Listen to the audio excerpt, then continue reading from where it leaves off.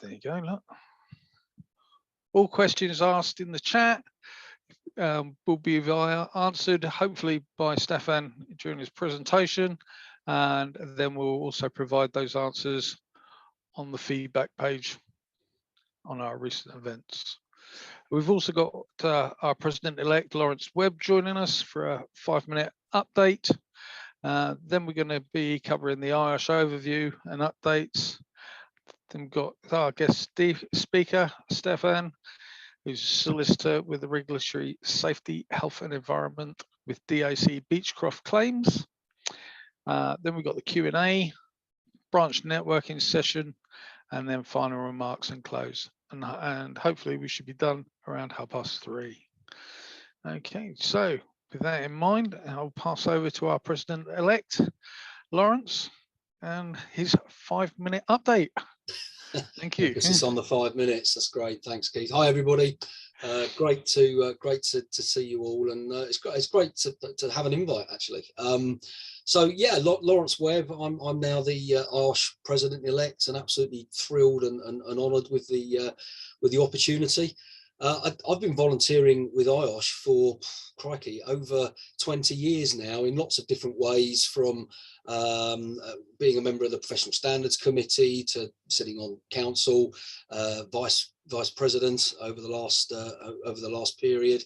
I've done an awful lot in terms of developing the original version of competency framework and blueprint and training materials and all sorts. I think I've been a member for IOSH for almost 30 years now, so I'm sort of looking for my gold watch to appear at some point through the letterbox. But my day job is as the Safety, Health and Environment Strategy Director at Costain, which some of you may know. First of all, I just want to say that over those 20 years, I've been involved firsthand at seeing just how much time and effort and dedication that everybody shows in terms of being, not just a member, but obviously involved in developing sessions like this at branch level, people being involved in networks and all the things that go on behind the scenes that make IOSH what it is. And I just think it's important for me to recognize that and say thank you, because you are all the backbone of our institution, and without you and your engagement we can't do what we want and what we obviously need to do. So that was just a sort of a personal thank you from me. In terms of Louise Hoskins' presidential year, I'm sure that many of you have now either met Louise in person or virtually, but certainly in recent times everything has been in the world of Teams or Zoom.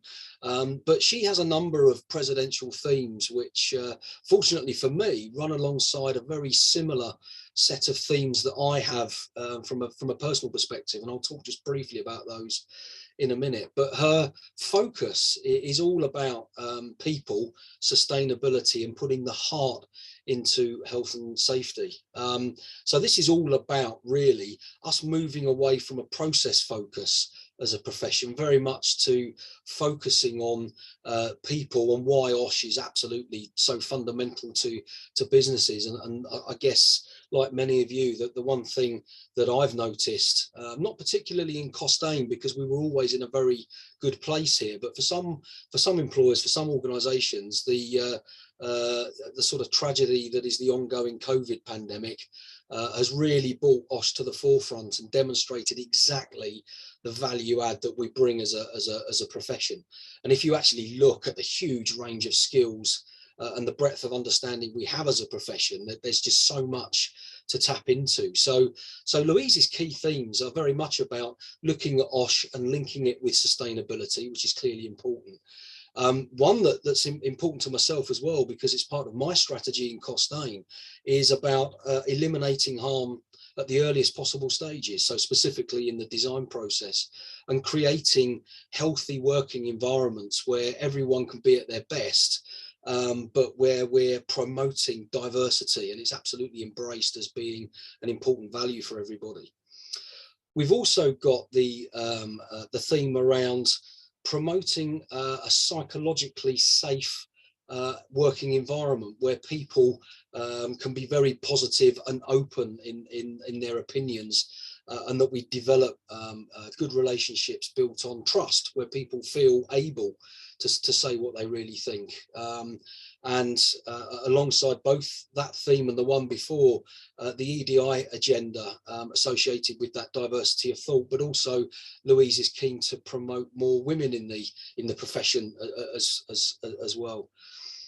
So the final couple of things, one of which I know that this branch is actually very much a supporter of anyway, is looking at the pipeline. So where is the next generation? And from my perspective, the next generation behind that, where are they coming from? What do our next leaders look like? And what do we need to do to infuse them to want to volunteer? But even before that, just join this profession, because it's a massive opportunity for the like-minded. And I think there's a lot of education to do with other disciplines, other professions, and certainly other professional organisations like ours, to get us working a lot closer together. And that leads me into the last of Louise's themes, which is about connecting networks and building bridges. So from my perspective, I know that I'm talking about Louise's time at the moment, but the one thing I wanted to raise is just that it's really important that we all engage in the initiatives and in the campaigns that come along with the presidential theme, and in particular catch the wave that you can see behind me, which wraps up everything I've said into one sort of dedicated approach.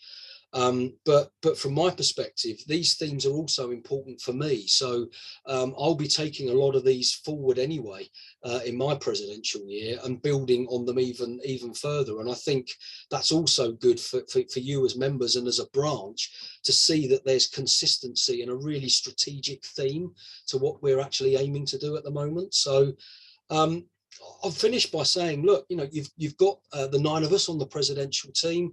We're all on board with these key themes. There's obviously 6 vice presidents, and then myself and Louise as president, and then the fabulous Jimmy Quinn as our immediate past president. We're all keen to help and support, whether that's from the basic ambassadorial perspective, or whether you want us to do presidential updates, be involved in presentations, roundtables, sort of webinars, you name it. We're there to help you. So please use us, please engage with us. And all you have to do is send a message through Sunita Patel, who can be easily reached at sunita.patel@iosh.com, and we'll be happy to come along and support. So thank you very much for the time for the intro, and I'm just really looking forward to the session.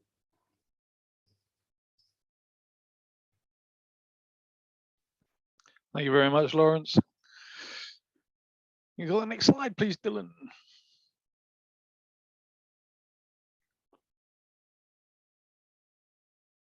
So our program for the next few months, unfortunately, will still be on Zoom until further notice, especially with the restrictions in Wales. The meeting's planned in 2022. We're hoping later on to get a hybrid mix, so sort of mix of face-to-face and online. And as soon as we can do that, we'll announce details. Next program is February the 24th. The occupational hygienist cometh.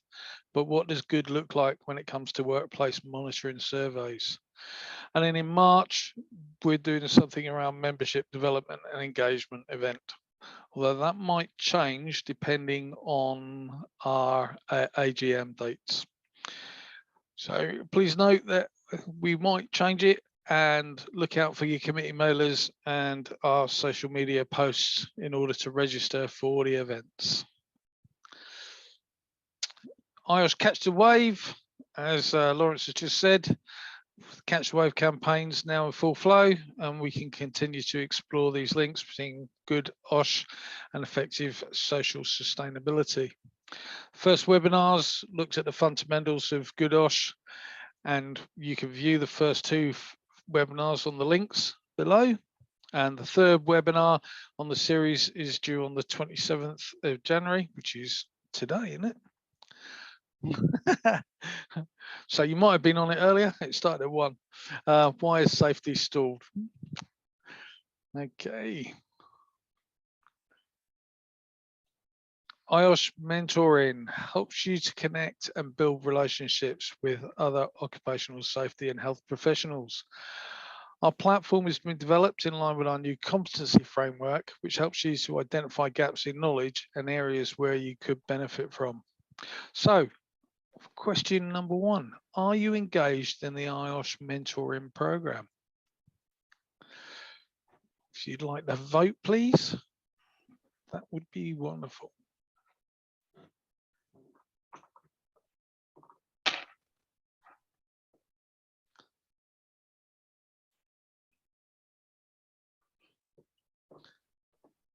If you're not involved, I can strongly encourage you to consider becoming a member, mentor, or a mentee. All right, please let us know if you have any mentoring requirements, and you can contact the branch via southwales@ioshnetworks.com, or you can go onto the IOSH mentoring page for the details.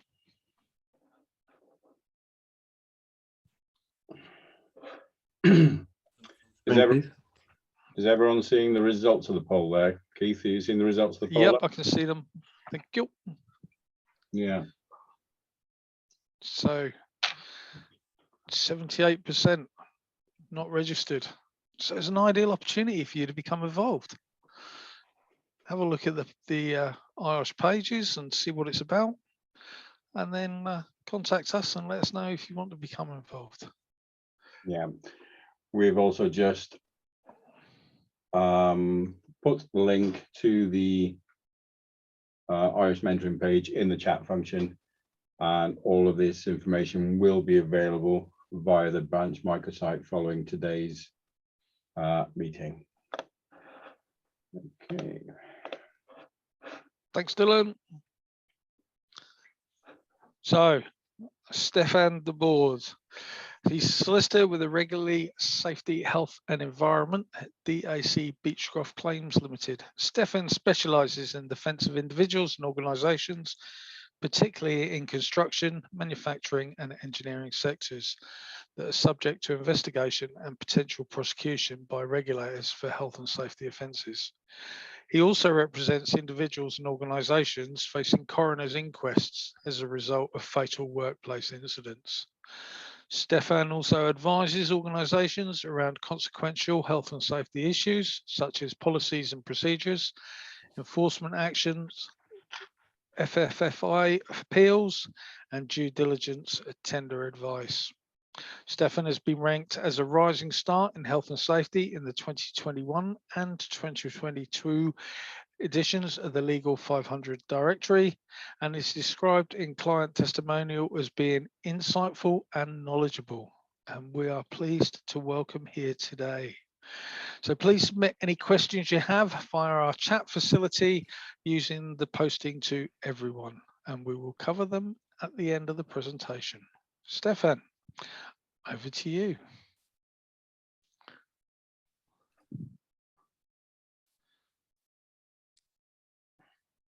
Sorry, bear with me, everyone.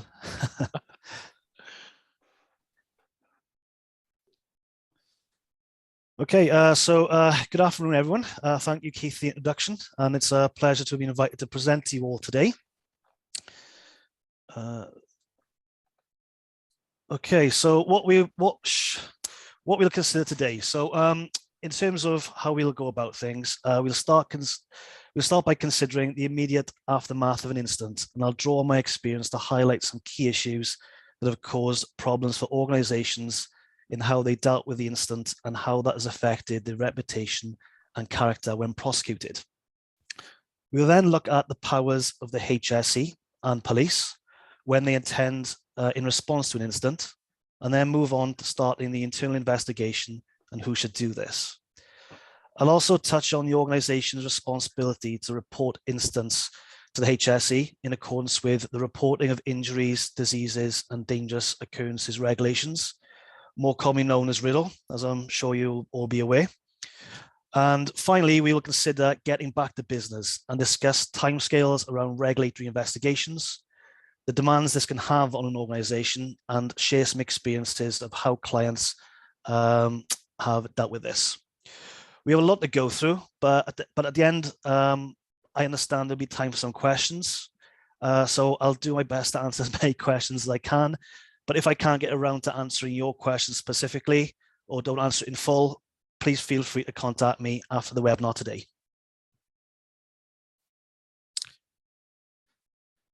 We often get called to attend clients' premises or sites where serious or fatal accidents have taken place to provide assistance to clients. This assistance can be in terms of liaising with the police or HSE to help manage the investigation. We have a wide range of experience in seeing how clients have managed that response. It is those experiences of how clients have dealt with incidents and our advice to clients around incident response issues that informs this section of today's webinar. So let's first turn to the immediate response. An accident has occurred on site. So what are the immediate things that need to take place? Firstly, there needs to be an assessment of whether the emergency services are required. Sometimes it is not always clear, and there may be some confusion, for example, if there's been a near miss or information about the nature of the accident isn't clear. The most well-known case where confusion arose about the need for the emergency services was in the incident at Alton Towers in June 2015 that most of you are likely to be aware of. In his sentencing remarks of Merlin Attractions, who owned and operated Alton Towers, his Honour Judge Michael Chambers QC stated, "The injured passengers state that there appeared to be a delay before those members of staff on the ground appreciated the enormity and severity of what had happened. It then took time for some sort of scaffolding platform to be erected. It was 70 minutes before a 999 call was made. It was between 4 and 5 hours before all could be released and rescued." So from those comments, it's clear that the failure by the organization to appreciate the seriousness of the situation and ensure that emergency services were called promptly became an aggravating factor for the sentencing judge. And combined with other failings in the view of the judge, that resulted in a fine of £5 million. Moving on to our second point for consideration, it's making sure that the site and area is safe and ensuring that staff are accounted for. Sites can be very busy, be it construction, manufacturing, or other, and they are often visitors, contractors, as well as staff on site. Sometimes a lack of systems or procedures for managing visitors and contractors can cause confusion as to who is on site, especially for such tasks as roll call in the event of a fire alarm, for example. Also, when there's been an incident, sometimes staff not knowing what to do or believing the situation to be a drill can sometimes result in confusion as to where people are and ensuring everyone is accounted for and safe. So the key message here is don't assume your staff know what to do in an emergency, and training in this regard is key. The third point for consideration is emergency services access. Consider how they access the site and rescue or tend to potentially injured staff or visitors.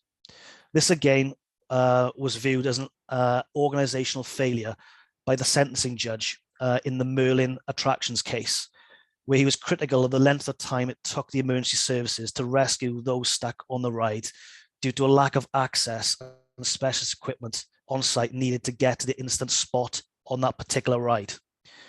It may be that specialist teams need to be deployed to undertake a rescue at height or in a confined space. Our fourth point is managing the site and preparing for the attendance of police officers or health and safety executive inspectors. Making space for the emergency services to work and ensuring evidence is preserved and witness information is obtained will be important.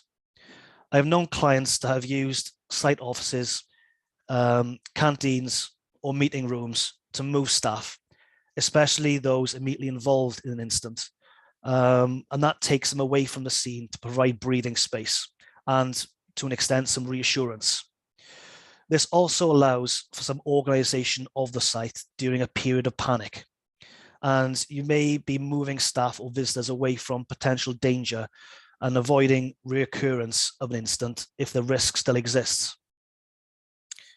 Other areas of the site or facility may have to close. For example, areas in which there's automated machinery operating and usually requires monitoring. Arranging for there to be a single point of contact with the police and the HSE ensures that there is a clear channel of communication and clarity as to what information is requested and when it has been agreed to be provided. Managing the police and HSE is absolutely crucial. And I'll shortly touch upon the police and HSE's investigatory powers, so it gives that some context. Our final point on this slide is contacting internal assistance. I've seen some great examples of how internal help has been accessed quickly by those on site who may not be familiar with managing a major incident. We have worked with clients to devise and test internal reporting and response systems. For example, telephone trees, checklists, and FAQs that those on site can easily access, usually on an online portal, to ensure that they feel empowered to deal with the unfolding situation. Where management response has been slow and unclear, or where individuals on site are uncertain as to what to do, is where we often have seen mistakes being made that give the police or the HSE in attendance the impression that the organisation is not prepared or competent even to deal with the situation in front of them. So in summary of this slide, although this is not a comprehensive list, of course, we often find that in cases where clients are in a stronger position to deal with the police or HSE following a major incident, it is due to good management of the immediate aftermath. Ensuring that all staff, in particular managers, foremen, or other personnel of the like, are well trained in responding to a potential incident, can take the lead and effectively manage the response, means that mistakes thereafter in terms of any initial investigations can be reduced.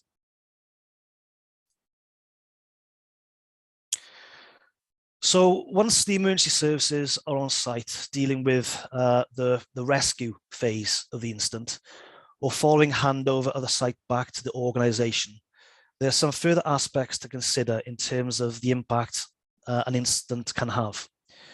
In my view, it is always important to understand the consequences and what will or may happen to ensure that operations can get back up and running.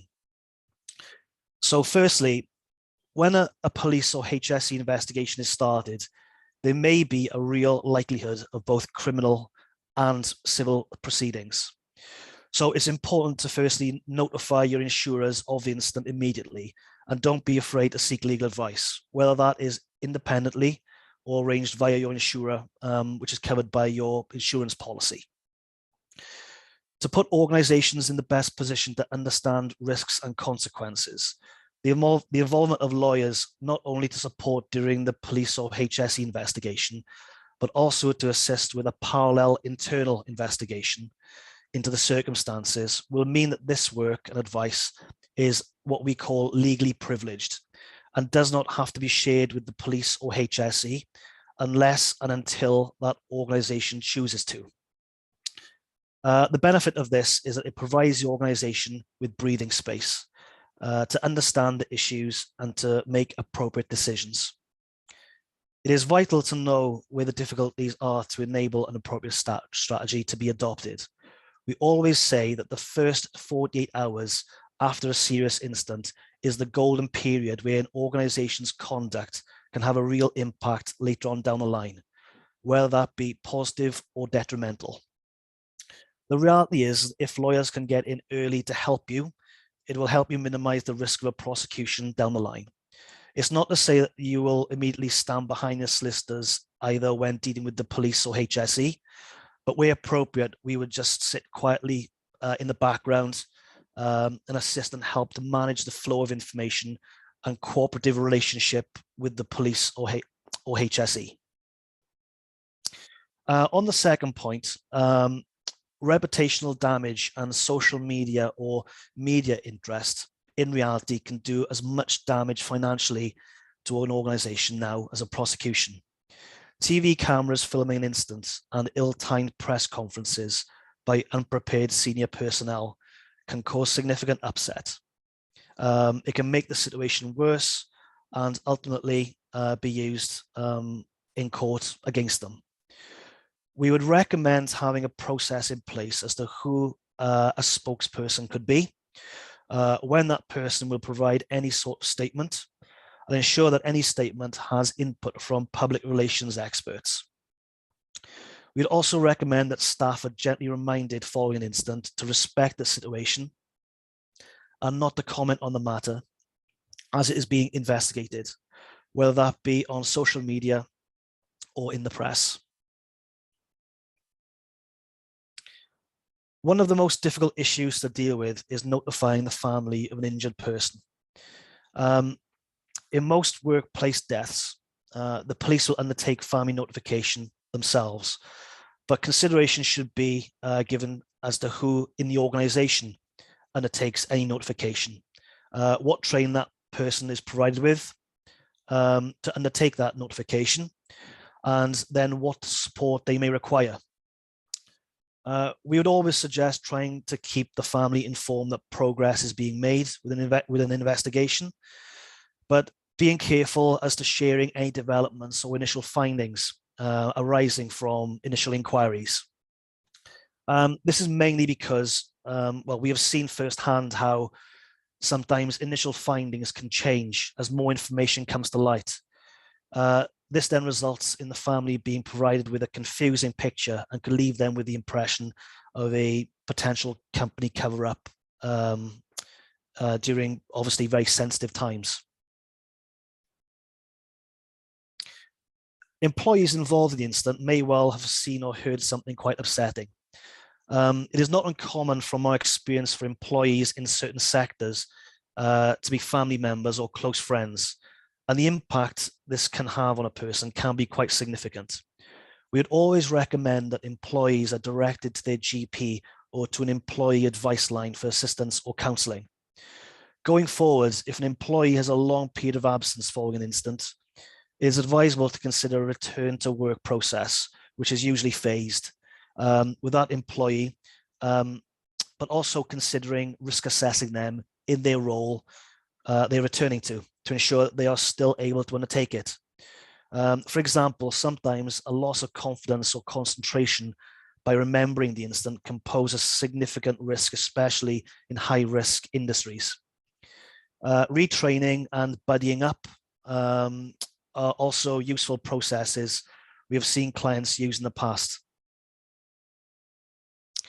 And finally, ongoing site closure is one of the major issues facing organizations, especially in fatal or very serious incidents where sites are closed and become crime scenes.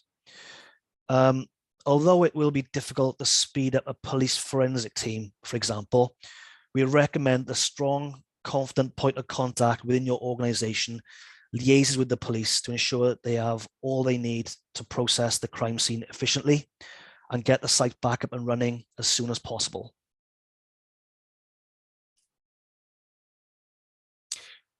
I will now touch briefly on the HSE and police powers of investigation, but in reality, this slide on its own could be an hour's topic, so this is very much of an overview. Firstly, fatal accidents in the workplace are investigated under a joint working protocol between the police and the HSE. This basically means that the police will retain primacy or the lead in the investigation, and they are likely to be assisted by the HSE as the experts in terms of health and safety requirements. The police will be investigating potential manslaughter offences of either corporate manslaughter by the organisation or gross negligence manslaughter by any individuals. And generally, the police would not hand over primacy or lead of that investigation until they have ruled out such offences with the input of the Crown Prosecution Service, who will advise the police on whether the evidence obtained during the investigation meets evidential criteria for the manslaughter offences. The HSE could then continue the investigations into potentially lesser health and safety offences. All police powers stem from the Police and Criminal Evidence Act, more commonly known as PACE, as most of you are likely to be aware of. This includes powers of search and seizure, and ultimately arrest. Police can obviously obtain warrants and can remove original documents. On the other hand, the HSE have no powers of arrest, but they have additional powers which stem from Section 20 of the Health and Safety at Work Act. Whereas the police cannot require witnesses to provide statements unless individuals are arrested under suspicion of committing an offence, the HSE can compel the provision of information, be it documents or individuals, to answer specific questions. On the next few slides, I have set out Section 20 of the Act and highlighted in red the HSE's powers in terms of obtaining evidence. At the risk of overrunning with this session, I'll leave you to consider this in your own time when the PowerPoint presentation is shared with you.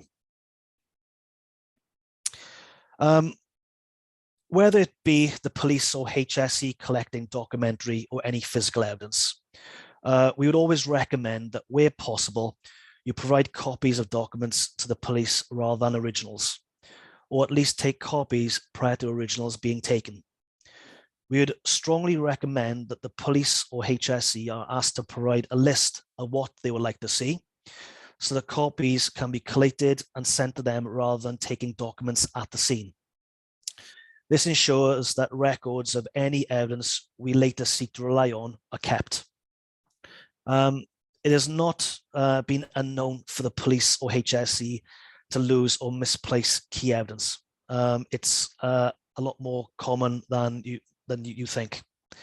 With regard to witnesses, the strategy around whether or not to consent to interviews and how to manage both voluntary interviews and interviews under caution needs careful consideration on a case-by-case basis, and legal advice should be sought. So these next few slides cover the Section 20 powers of the HSE. But as you can see, I've highlighted the relevant sections there in red for you to read at your own leisure.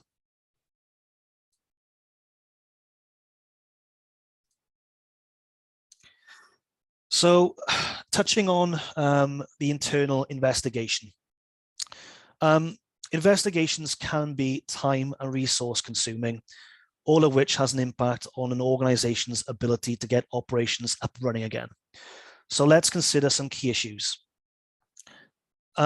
It's always tempting to want to get an investigation started as soon as possible. And that, of course, is a key consideration in discovering whether there are lessons to be learned and dealing with a regulator who may be asking for documents or information that you can only source during the course of investigation and as that information comes to light. However, when to start an investigation is not as straightforward as starting it immediately, which is the knee-jerk reaction. I would strongly recommend you start the investigation when you feel you are ready. And in order to assess that, there are two further questions to ask. Who should start the investigation, and what is actually being investigated? The question of who carries out the investigation will be important in terms of knowledge and expertise. So, for example, it may not be good business to use a site manager to undertake an investigation when in reality, they would be better placed in getting the site back up and running. Also, there's questions to be asked around, would that site manager know how to undertake an investigation? Has he got the appropriate training in that regard? Or in fact, would they be impartial enough, considering that it's their own site? For your organization, there may be processes in place, but do these processes factor in ability and efficient resumption of operations? Far too often we see clients making the mistake of launching into an investigation with no clear purpose as to what they are actually investigating. Without a clear idea as to scope or a terms of reference, accident investigations can quickly become an audit of the organization and other unrelated issues to the actual incident. This is where we find some of our clients trip up. We're not advised early. In this day and age, most responsible organizations will rightly wish to properly investigate an incident for themselves to find out what happened and make improvements to avoid reoccurrence of such an incident. But there's certainly a right and wrong way to do this. My advice would be to ensure that the accident investigation is directly dealing with establishing the cause of that specific incident. It may well be that consequential issues flow from inquiries, and the inquiries become far more reaching than thought. But when putting the incident investigation report together, it is always worth asking the question as to how relevant all the investigation and evidence collated has been in determining the root cause of the incident. If accident investigation reports are being provided to other parties or regulators such as the HSE upon their request for whatever reason, it is important that what is written down is not going to lead to difficulties later on down the line. For example, it may lead to potential contractual audits for safety compliance by customers, thereby putting ongoing work or contracts at risk. Including potential breaches or failings in an investigation report is simply an invitation to a regulator to impose enforcement action or to prosecute even based on an organization's own investigation report and own admissions. It was not so long ago that I was in court when an internal accident investigation that had been provided to the HSE shortly following an incident was referred to as the first exhibit in the prosecution papers and quoted in the prosecution case summary. This particularly poor incident investigation report had also required the client to make changes in their business that ultimately weren't really needed and had taken time and cost to implement. Touching on legal privilege again, legal privilege is a good tool that can be used by your lawyers to protect accident investigations, including witness information and accounts. And we often assist clients in their investigations to undertake to undertake investigations on their behalf. This has a dual positive benefit for any organization. Firstly, what is done by lawyers is better protected. And secondly, it frees up employees and the more senior personnel to get back to work rather than undertaking time-consuming interviews, etc.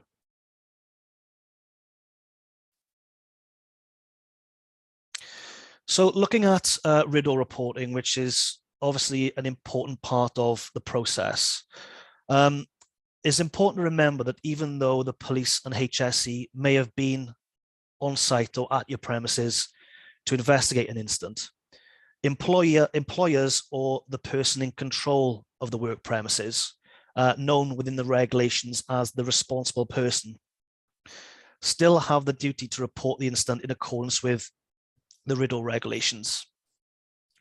The HSE has a dedicated web page with guidance on making a riddle report, but it is useful to know the basic requirements. The responsible person has the duty to report certain serious workplace accidents, occupational diseases, and specified dangerous occurrences or near misses. The main type of reportable instances in the riddle, as I've listed out on the slide, are fatalities, specified injuries, incidents involving over 7-day incapacitation of a worker, non-fatal accidents to non-workers, dangerous occurrences, and occupational diseases. Each of these categories have their own definitions and criteria, and I could cover a slide on each of them. So it's worth checking on the HSE website if you're unsure of the definitions and criteria before making a riddle report.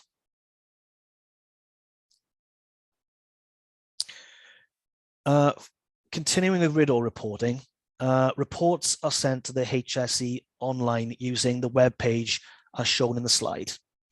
The time frame to report a fatal incident, specified injuries, non-fatal accidents to non-workers, and dangerous occurrences is without delay by telephone on the number shown in the slide. But typically, reports must be submitted online to the HSE within 10 days of the incident occurring. A common question that we get from clients is what to include and how much detail to provide in the what happened section on the online Riddle form. Our advice is, of course, on a case-by-case basis, but we typically advise to keep the description of what happened brief, factual, and accurate. A common pitfall is where clients have conducted some preliminary investigations and have formed some views on potential root causes or even failings. We have seen some Riddle reports including these details, which are simply not required. By identifying potential breaches or failings in a Riddle report, you are essentially doing the HSE's job for them and inviting them to focus their inquiries, investigations, and for them to scrutinize their systems from the very outset. It is worth remembering that if a personal injury claim is made arising from an incident by an injured employee or a visitor to the site, the lawyers involved for that person will ask for a copy of the Riddle report as part of the disclosure exercise. Failure to produce one will cause difficulty and may even lead to the injured person's lawyers tipping off the HSE sometime after the incident and well beyond the time limit for reporting. So to conclude with this section on Riddle reporting, a word of warning on the potential consequences of failing to submit a report.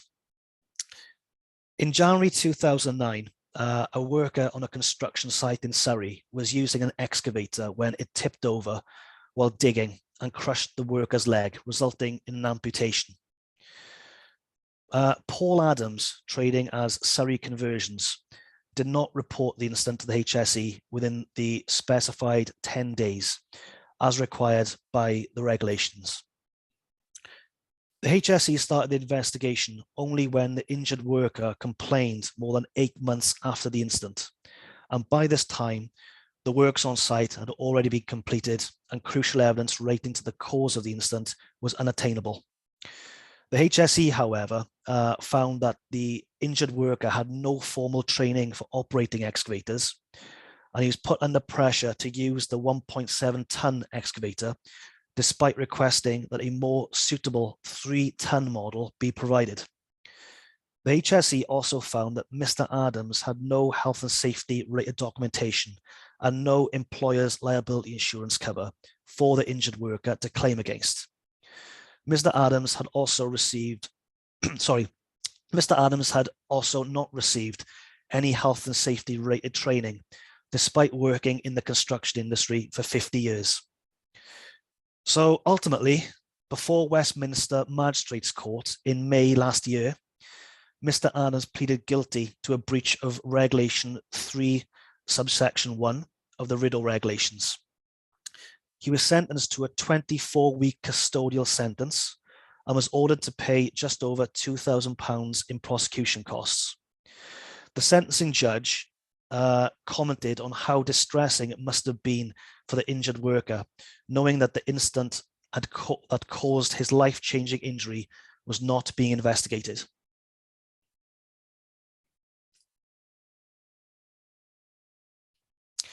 So following an incident on site, we can see that the barriers to getting back up and running quickly are often around communication, education, resource, focus, and planning. So touching on these key features in turn, communication is key, whether it be getting help quickly, having processes in place for understanding what is happening on site to allow effective management, or how to communicate with people following an incident. Ensuring those who are in charge of operations are educated and have training in how to respond and how to effectively deal with the regulators, the police and HSE, to get sites back up and running.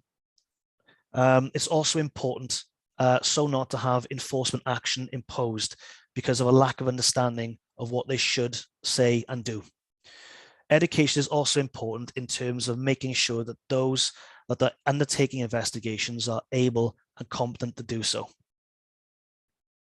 Looking at resource, ensuring that there is sufficient resource allocated, whether that be people to deal with media inquiries or facility to cater for large numbers of emergency vehicles on site or space for witnesses. Ensuring that people are focused and understand what the completion of allocated tasks looks like, be that collating information to pass to the police or regulators, to reorganizing people or deliveries to sites because the site is closed. And finally, planning, in that most business continuity plans are devised to ensure business can return to normal as soon as possible.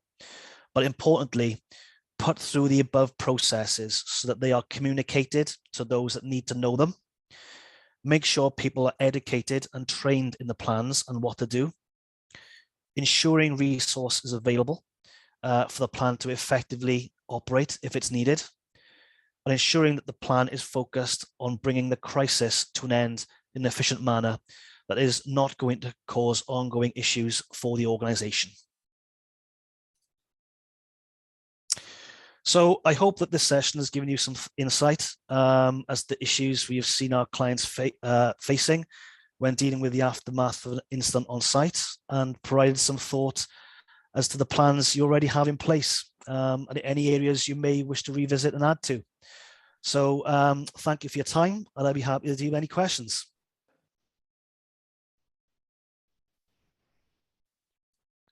Thank you, Stefan. Okay, Dylan, questions? Yeah, we have a couple that have come in. One has been asked and answered on the chat, which is great. Thank you. First question, Rian, if you're there, would you like to unmute?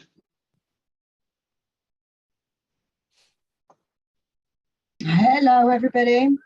So one of the questions I've got for you is around legal privilege, and it's Sure. quite debated in my business, particularly around when we can claim it, when we can't claim it, what it covers, what the limitations of it are. I just wondered if you might be able to give a little bit of elaboration around legal privilege. I'll try my best, Rian.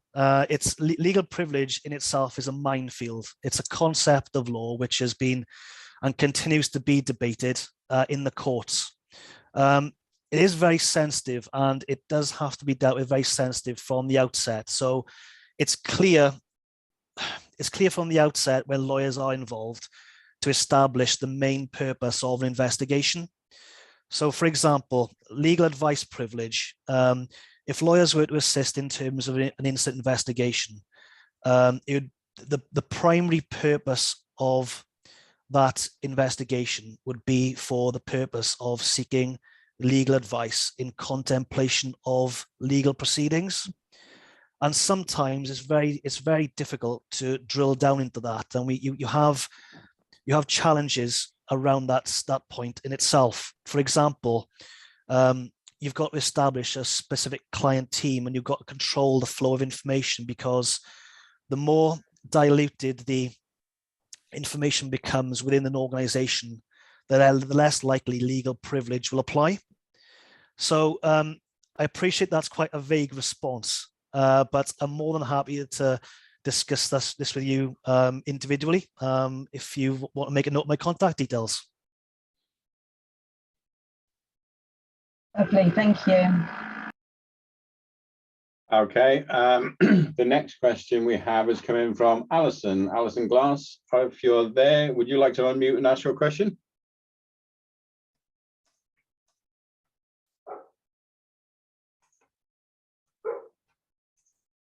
Not sure if Alison is there or can unmute at the minute.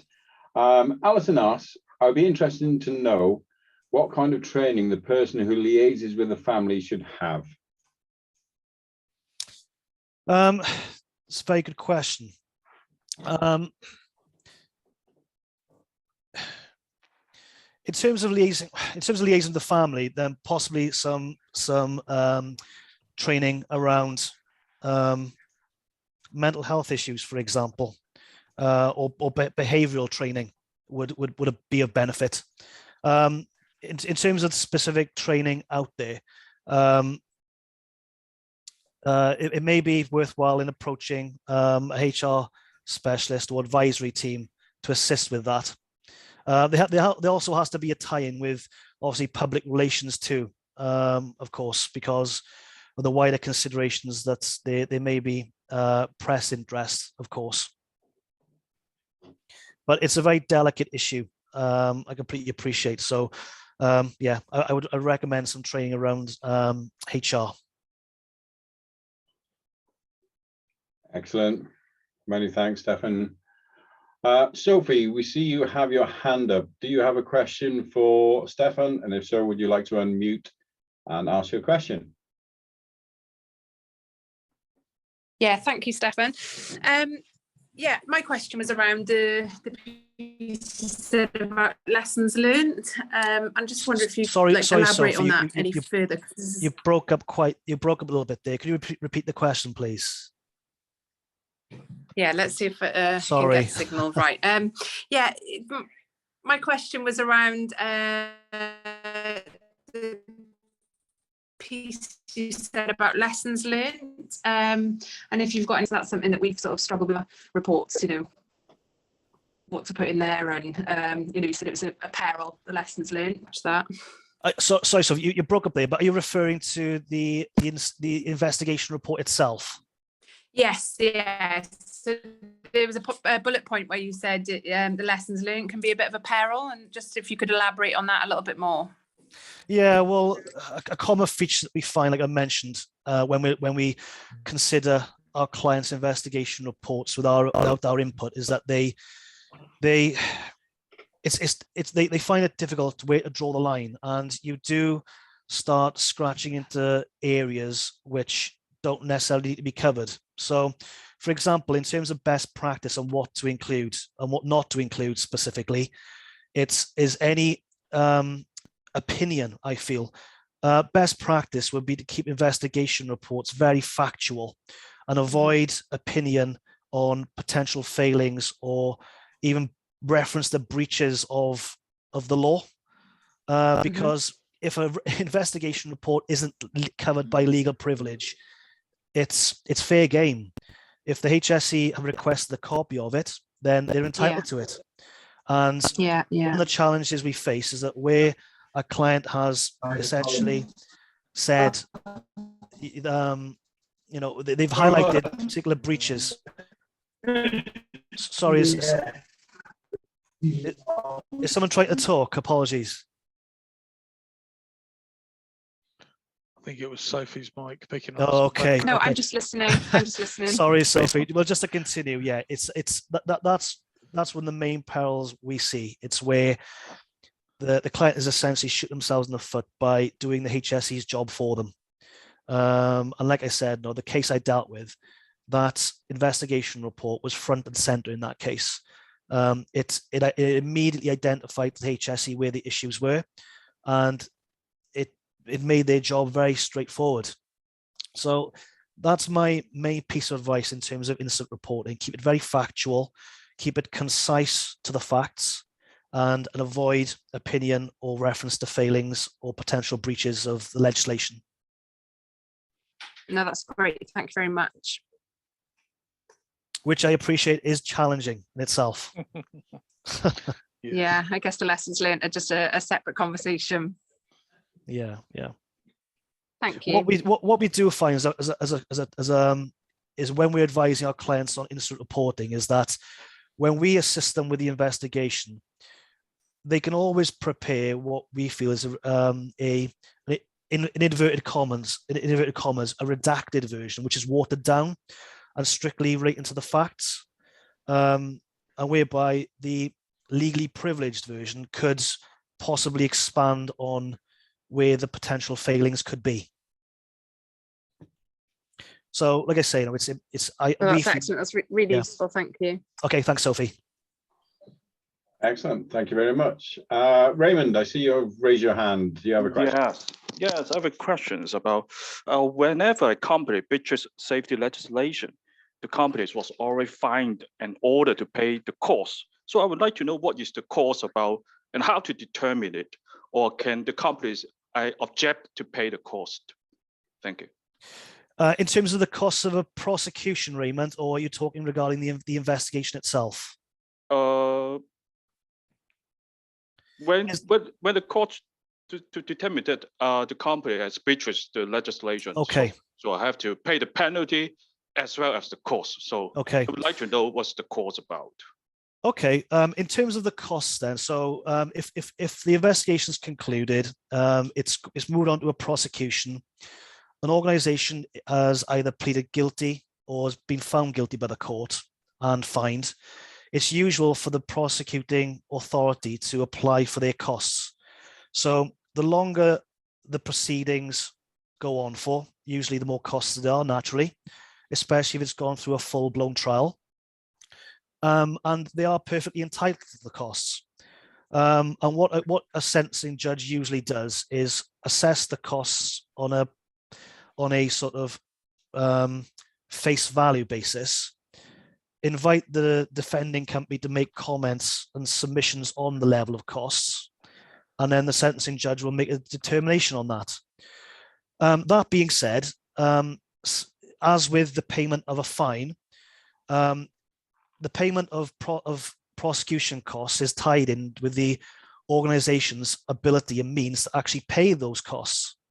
So, for example, I've had clients whereby by the time they've reached the prosecution, they're essentially, the company has no assets, not even to pay the fine. So naturally, when you're looking at proportionality, there's been an instance where a sentencing judge has ordered my defendant organization to pay a nominal amount of the prosecution costs, even though they're pleaded over £10,000. I hope that answers your question, Raymond. Yes. So it can be a part of the penalty. Actually, the cost is. Yes, usually that's what happens. So usually a sentencing judge will obviously make a judgment in terms of the fine, and then make a finding in terms of the costs, and then orders the defendant to pay the fine and costs together and within a specified time frame. So, for example, if an organization has difficulty paying a fine immediately, it's to the sentencing judge's discretion to order that defendant company to pay it within a certain time period, such as example, 12 installments over a year. And yes, the costs are grouped in with the fine. Okay, thank you. That's what we commonly find.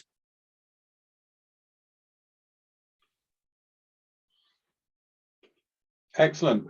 Thank you very much. Keith, there are no more questions in the chat and no more hands raised. Okay, so I've got one for you, Stefan. Go ahead, How Keith. often do the prosecutions end up with individuals being prosecuted rather than companies? It's rare in comparison to organizations, as you can appreciate.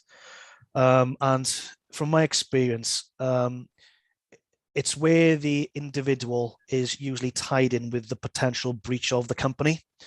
So you may be aware, Keith, there's a separate offence to an offence committed by a company, but by an individual, and that's the Section 37 offence. And that's usually geared towards senior managers and directors of companies, where the breach of the company has been committed with either the consent, connivance, or attributable to the neglect of that manager or director. But further on down the chain, so if we're just talking about a regular employee, there is an offence under Section 7, whereby an incident has been caused by a flagrant breach committed by an individual and exposing other employees to risk. But to answer your question, in short, they're less common than prosecutions against organizations and companies. But we do see them. more commonly the Section 37 offences against directors and managers, especially where you're dealing with SME businesses, where there's commonly only one director of a business, and that director has been heavily involved in that breach. So, for example, a one-man band electrical contractor who's running as a company, that director is essentially the company. So we've commonly seen that business, the company, be prosecuted, and in addition, that director as an individual. And then it comes down to HSE appetite as to whether they want to pursue company or individual, or even both. So it can literally be down to the inspector and how he's being treated. And yeah, absolutely. And going back to the management of an incident, the first, like I mentioned earlier, the first 48 hours of investigation is the golden period, and it sets the tone for how regulators treat you as a business going forward. So it's always important to establish that good rapport with an investigator, even though you get the sense that they're breathing down your neck. Yes, it just sets the tone going forward, of course, and ultimately it could be it could be the deciding feature. Okay, thank you. That's it. Questions we have. Excellent. I haven't got anything else for you. So Oh, great. Well, once again, thank you all for your time. thank you very much for your speech. Hopefully everybody enjoyed it. And yeah, really interesting. Thank you very much. Good. Okay, Dylan, are we going to do how this ties in with the competence framework? We are indeed. And our good friend, Andy, are you there? Would you like to go through? I am indeed. Dylan, thank you very much. If you could possibly go to the next slide in the deck, please. Thank you very much, Dylan. Okay, good afternoon, everyone. In line with our previous events, I will endeavour to give you a brief overview of how today's presentation links with the IOSH competency framework. This may help you when recording your CPD and can assist when using the IOSH Blueprint 2, which maps your personal skills and is a very useful tool in identifying gaps in your current knowledge. This will assist in creating a development plan so you can plan the training and CPD activities needed to achieve your goals or address any gaps in your current knowledge, whilst dovetailing with the IOSH competency framework. So, when we consider today's event, I have identified the following areas linked with the competency framework. Stefan's presentation linked to several of the technical competencies. Firstly, health and safety law. This involves understanding the powers and functions of the HSE and police in incidents and incident management, particularly where others are or may be affected by the outcomes. Health and safety law also requires the organisation to have policies in place that describe its intent and approach to OSH, including those with accountabilities, responsibilities, and the arrangements for delivering a safe operation must be described in the policy. We have principles of health and safety and other legislative frameworks. We as OSH professionals must be able to determine what regulations and other legislative laws apply and interpret and comply with those laws. However, in some instances, laws may be insufficient to meet the demands of the organisation's risk profile. In such cases, this may involve OSH professionals in the spirit of the law applying good practice and OSH principles to reduce the risks. We also have incident management, whereby you should have the ability to apply different procedures to deal with the incidents of differing severity. The procedures will include dealing with casualties, dealing with worker shock, preserving the scene for investigation, implementing incident reporting procedures, appointment of legal advice, and management of public relations, which is vital in certain circumstances. We also have incident investigation, which includes the ability to recognise the difference between direct and indirect causes of incidents and unsafe conditions and respond proportionately. IOSH individuals will need to identify ineffective and missing information and assess possible improvements to risk control and management systems to reduce the likelihood of the incident reoccurring. Incident reporting. You will need to prepare reports to meet organisational standards on incidents, applying professional and legal standards. You will most likely be required to make appropriate recommendations for improvement to work processes as necessary or applicable. And you have supporting a legal defence. Stefan covered that as IOSH professionals, we must be able to identify the full range of documentary evidence that would support a legal defence, including documentation that may not be directly IOSH related, for example, maintenance records. This will include the taking of statements to provide supportive evidence and the importance to collaborate with the legal team's tasked to build a defence. Could you go to the next slide in the deck, please, Dylan? We need to consider risk management, which includes integrating health and safety risk into business risk processes. Considering IOSH risks and those in the rest of the organisation, including operational risks, internal and external uncertainties and opportunities, along with the possible corporate failure points and associated business and resource implications. We also have culture to consider, health and safety competence. During incident management, it is vital that IOSH professionals act with total impartiality, gather facts, and have the skills and experience to be able to analyse, evaluate, interpret, and determine the factors and concepts involved. This would then assist in determining and implementing the correct and appropriate corrective measures. If you could go to the next slide in the deck, please, Dylan. In addition to technical, the presentation also linked to the following core competencies: strategy and particular knowledge management. This is central to any organization's success. Knowledge management is a continuous collection of information and facts relating to IOSH.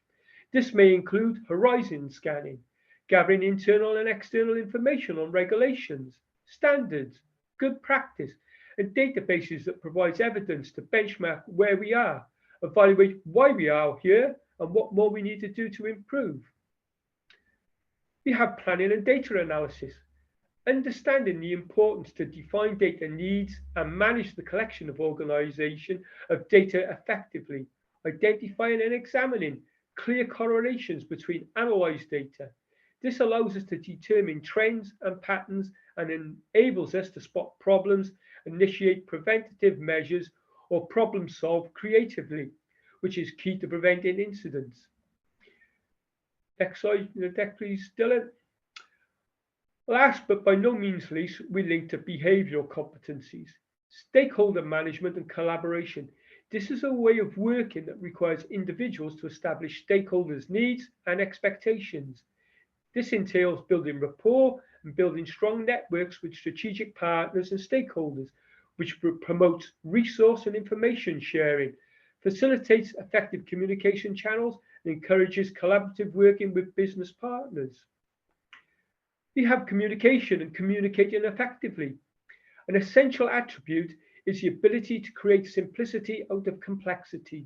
I am sure that recent times in dealing with the COVID pandemic has reinforced to us all how crucial the ability to develop effective two-way communication is in delivering efficiency, minimizing the potential for errors, and ultimately securing better outcomes and results. So, whatever the communication medium, be mindful when delivering messages. Consider what you want to convey and most effective means to deliver this message to the recipient. So, thank you everyone, and I hope this has helped you in some way to link today's event to the IOSH competency framework, regardless of whether you're recording your CPD or using it to update your development plan. Thank you very much, Andy. That concludes our links between today's presentation by Stefan and the IOSH competency framework.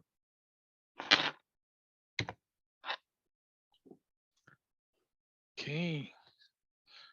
So if you have any questions pertaining to IOSH you wish to pose to today's attendees, please post them in the chat function. And we will endeavour to get Stefan to answer them and make sure it's posted onto the events page when we publish the thing. After that, you'll be on our microsite in the next few days. So earlier on, we gave you an update on the IOSH Catch the Wave campaign and would appreciate your feedback.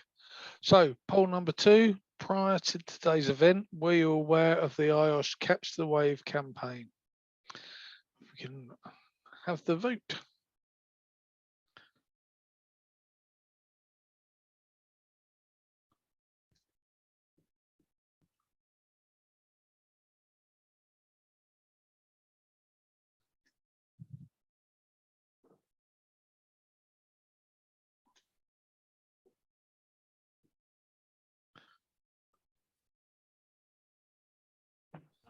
Minute, and we'll share the results.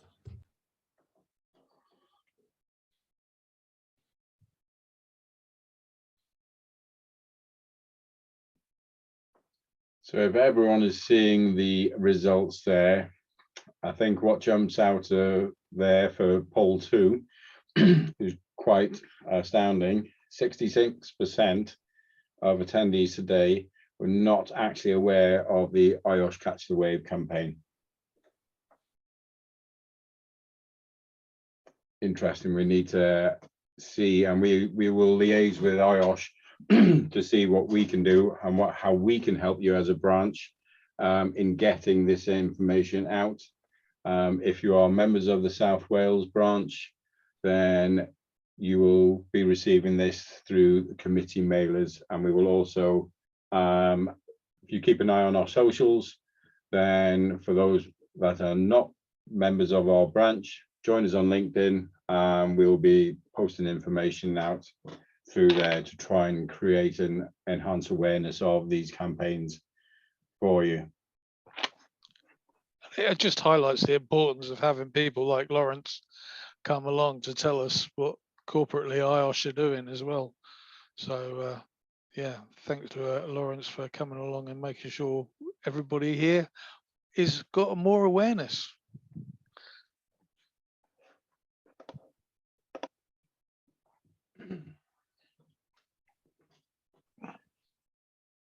So what we're looking at now, we want to develop as a branch, and we are extremely keen to learn how we can help our memberships. So we're going to run another poll now so that we can gather the information and we can then work on as a committee to the areas that can help you. So if you'd like to cast your votes again now.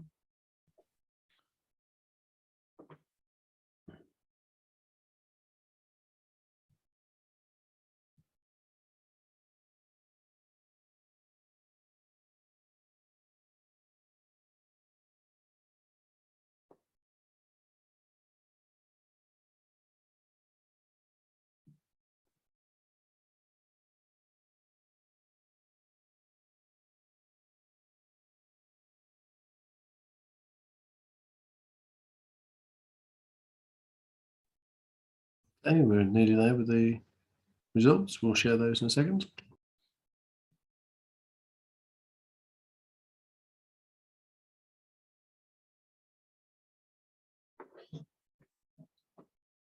That's really helpful. Thank you. It gives us a good insight into what you need as our members. And looking at, if you take the top 2, the membership development and the grade review will kind of dovetail in quite nicely into the membership development session that we advertised earlier as being March. That may well move to being after our AGM, by which time we hope that we'll have some more news to be able to share with you around the grades review and develop a really insightful session. So again, as we said earlier, please keep an eye out for those invites via our committee mailers and our socials.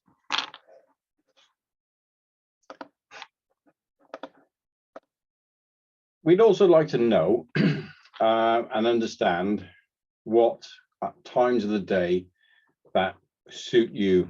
We said earlier that for the time being, given the restrictions currently in Wales, etc., sessions will continue via Zoom.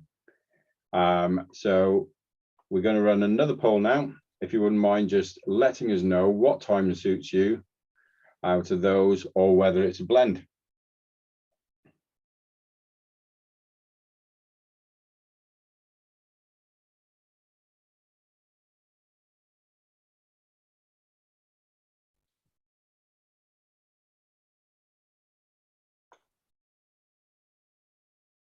Just getting the last few votes in, and then we'll share it.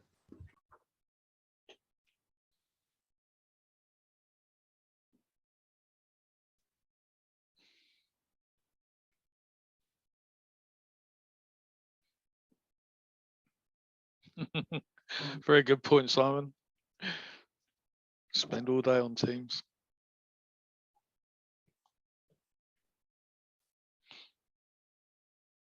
That's really, again, that's really helpful for us to take away as a committee. We will be discussing this at our next committee meeting.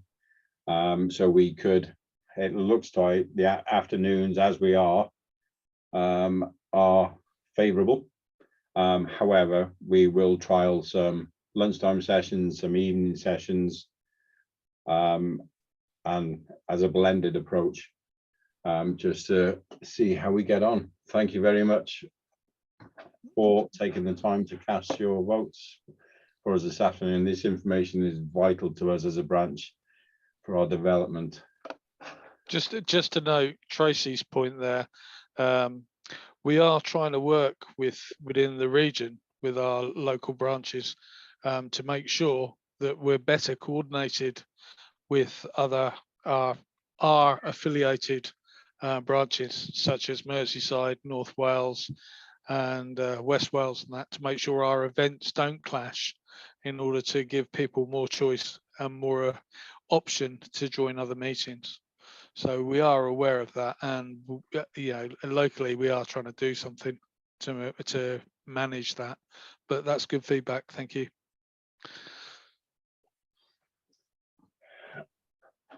That is all the questions that we have. If I stop sharing for a second, and I'd like to invite, we've got a couple of minutes. So I'd like to invite, if there's anybody on the session this afternoon that has any questions for us as a branch, or any of the particular members or committee members, please raise your hands now.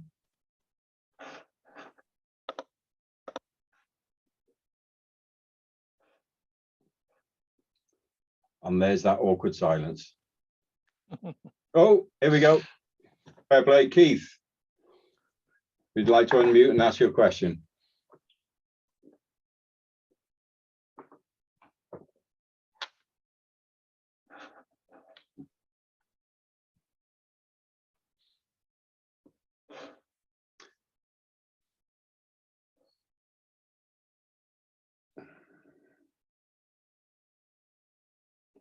Keith, I'm not sure if you can unmute.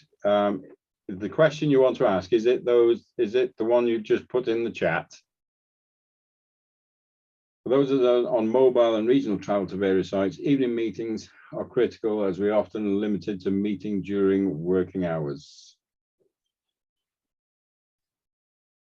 I'll just jump in a little bit on that, Dylan. In terms of the coordination of the programs, obviously, you know, Keith mentioned around the regional program, we are as a team obviously trying to make sure that we have a better coordinated approach across all of the meetings for all of the branches as well. So that is ongoing work, and trying to have that variation of times, topics as well is something we are looking at. So, you know, where we pitch those meetings, whether they be afternoons or evenings, you know, we are trying to make sure there is a good blend of those across all those. And remember, you don't have to just join your own branch meetings. You can join all of the IOSH branch meetings as well as the other groups.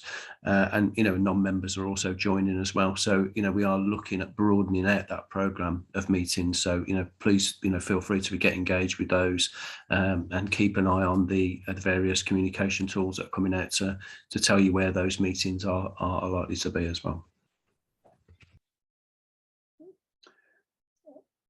Keith, have you picked up what Tracy has put in the chat?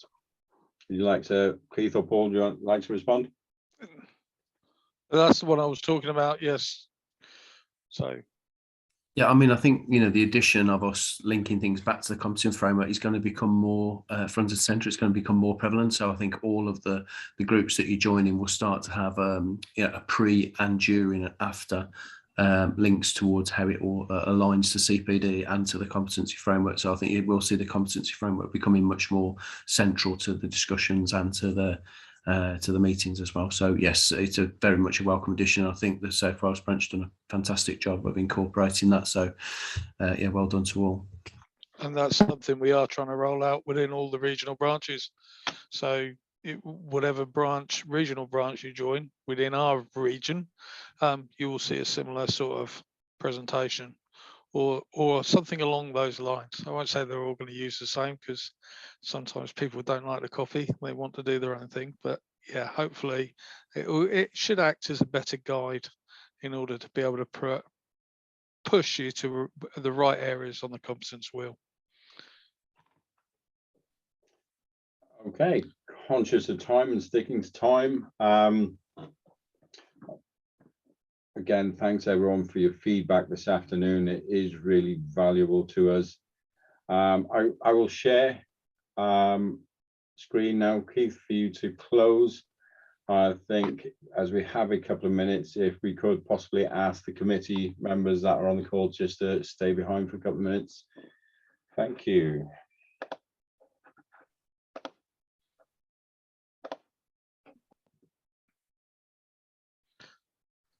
So hopefully you've all enjoyed our session today. Thank you all for taking the time to attend. It's much appreciated. Thank you very much to Stefan and everybody else who shared their experience and asked the questions. We look forward to welcoming you all at our future meetings and moving forward with us as a branch, even if it is that mixed version of real and virtual. Please take the time to complete the short post-event surveys. Your feedback is truly valued and we use it to shape future events. Please stay safe, stay well, and stay connected. Thank you.